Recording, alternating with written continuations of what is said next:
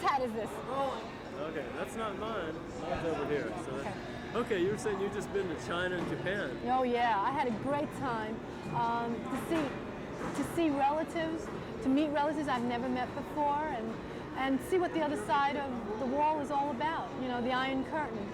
And that's a place that John always wanted to go, was to China, and I'm sorry he never got a chance to see it. Was there any Beatles recognition there?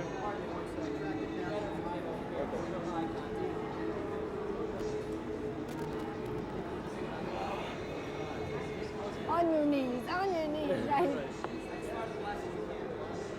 Okay. So, was there any Beatles recognition in China? Oh, no, not at all.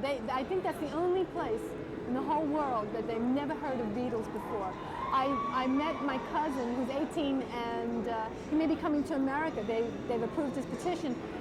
And I played him some Beatle music and I could see him like getting an interest in it. And I said, uh-oh, here we go. Yeah. It's going to be great when he gets to America. Or when China gets Beatlemania. Oh, right. Now talk about a million seller. We're talking about a billion seller. Really?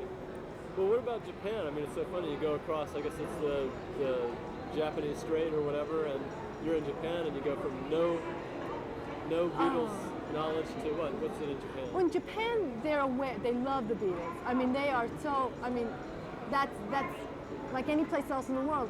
They understand the song. They had a lot of Beatle look-alike, sound-alike contests up there at the Beatle convention, and it was kind of funny to hear them doing phonetically, singing all the songs, and them trying to imitate John and George and Paul. What motivates them? Do they translate it and get motivated by the message, or is it just the spirit of the music? I think it's the spirit of the music. Music is universal, and they love it. They really do. So I guess this is going to be a big year for you. You're sort of professionally on the Beatles circuit this year. I guess so, but that's all right. You know, it was like doing the book. People come up and ask me questions. I've got a lot of nice letters from people who felt very close to John after reading the book because it's another side. It talks about the relationship he had with Ringo and Paul, especially Paul, which a lot of people didn't know, and talks about the jam session they had. It's really good, and I'm glad that people enjoy it. And I welcome anybody who wants to ask me any questions about the book or anything about John and Paul and whatever that happened during that time. Is there any question in all this that you've done since the publishing of the book that you haven't been asked that you thought somebody would ask you? God, I couldn't think of that now. I mean, I think I've been asked so many different questions, and I mean, there's always going to be somebody that'll come out with something. I can't think of one. I think the most surprising to people is the relationship that John had with Paul during that time period, because everybody thought that they weren't talking to one another.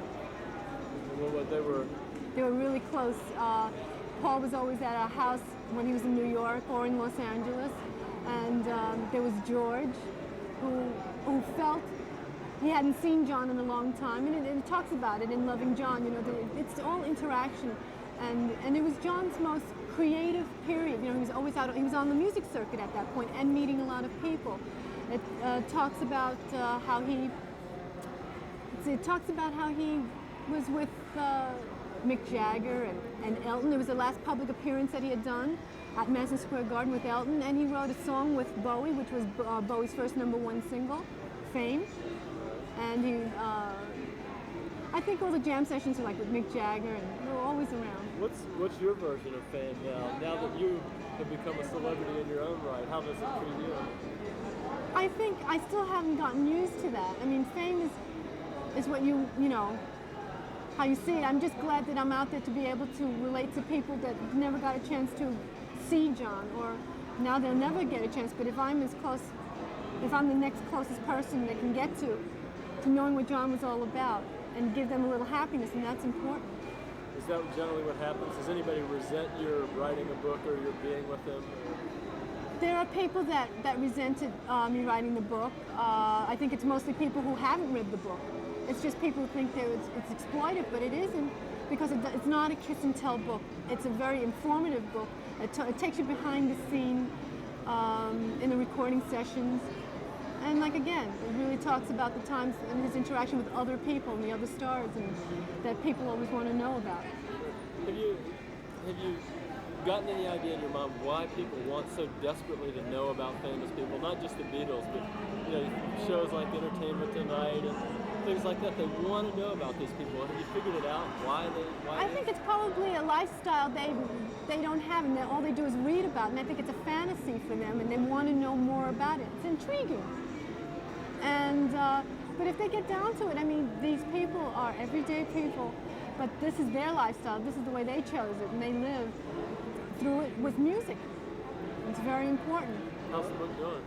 I think it's doing well, and I hope people will go out and read it and see a whole other side of John. It's a really beautiful side of John that nobody ever seen.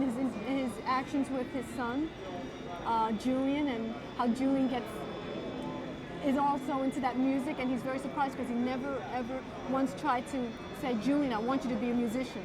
Julian wanted to be, and you can see the talent coming out in that little boy at that age, at 11. And look at him now. He's now got a recording contract, and he's down in Muscle Shoals recording. Right. A strange place for an ex-Beatle to be, too. Right.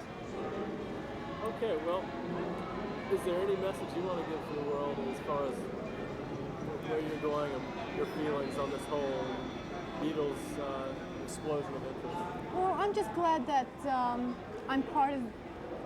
I was able and lucky enough to be part of that history, of to be able to share this 20th anniversary, because it means a lot to me, and I think it means a lot to everybody because it definitely changed the world of music in that time, and I'm just really glad to be part of it.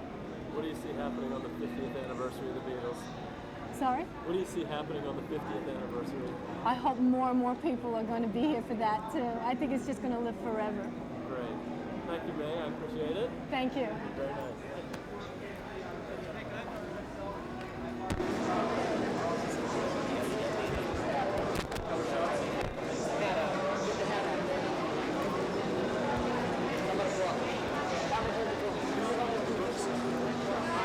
Oh, okay. Seems so weird to hold up my book. So we get used to it. How many of these have you done now? What? How many Appearances like this? I've done about 3 or so, 4. It's convention books, but there's 4. So the rest of the year's going to be booked up? It's been on just talk shows. And, it's a lot of fun. As long as I know a lot of people. I like when people come up to talk to me. Because I love when they have to ask questions. Better than when they point. Yeah, I'd rather them ask me anything they want to ask me. It's a lot of fun. The camera. Yeah. You want to Okay. Let me get signing. You came to the hotel at Arnold and All right. you move a little bit to the right just so he can see you. Your name? Rolando, R-O-L-A-N-D-O, Rolando. Take some money. New York.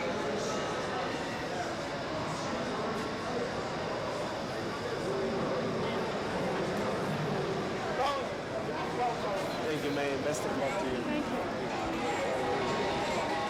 I've got to go.